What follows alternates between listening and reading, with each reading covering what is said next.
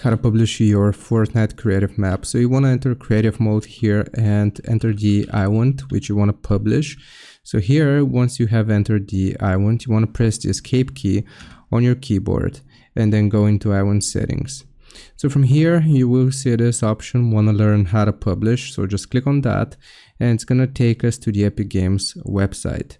So here, make sure you sign into your account. So here, the event creator program, you will click sign up to apply. Now here it's going to ask us to sign into our account if you haven't been logged into your account, and you will see enroll now. So here just click on enroll now. And again, you want to click on enroll now. It's going to show us that we got to apply, create and publish, and engagement payout. So click on apply here and it's going to check for eligibility. So once you click on check for eligibility, you will need to have 30 days since you first logged into Fortnite with this account.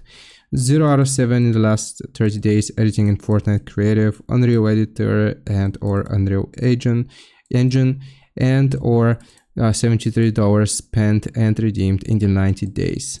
So here, if you have met all of this criteria, then you will click on here to proceed. You will go through the prompts and that's how you publish your Fortnite creative map.